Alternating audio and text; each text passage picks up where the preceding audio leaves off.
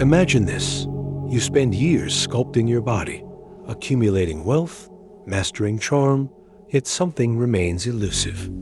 The women you desire still glance past you, drawn to men who seem to possess an invisible force. What if everything you've been told about attraction is a carefully constructed illusion?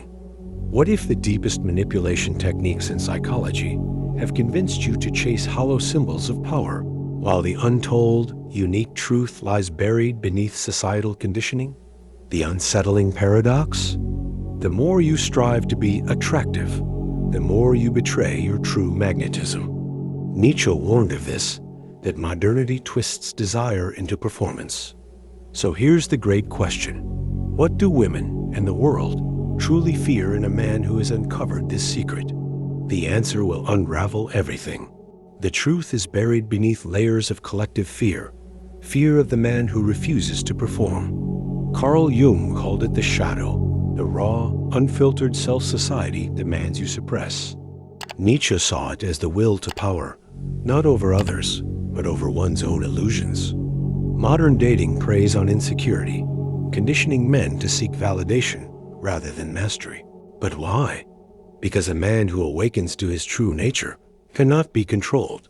He becomes unpredictable, ungovernable, a living challenge to the silent hierarchies that keep most trapped in desperation. The system thrives on your hunger for approval. What if the key to attraction isn't pursuit, but sovereignty?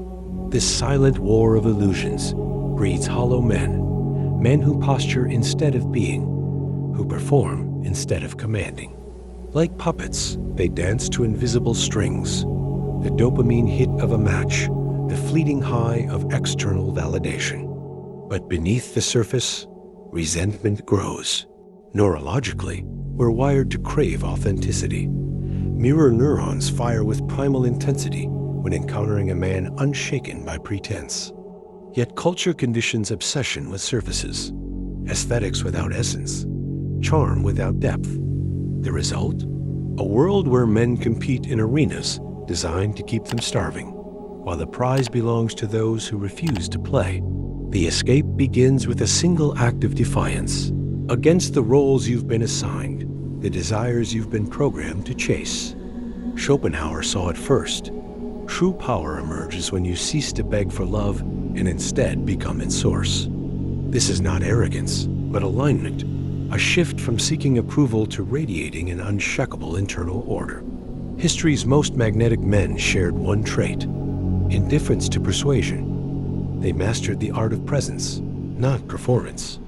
To break free, you must cultivate what cannot be faked, a soul forged in solitude, a will hardened by self-conquest. The paradox? The less you need, the more you are desired. Here's the revelation that rewires everything. Attraction is not earned, it is evoked. Like gravity, it operates by laws deeper than words. When a man stops negotiating his worth, the world leans in to listen. Nietzsche's will to power was never about dominance. It was about becoming so wholly yourself that others feel the pull of your reality. The final truth? You were never meant to chase.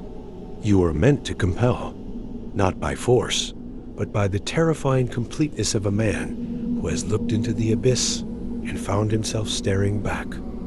Walk this path, and you will not merely be attractive. You will be unforgettable.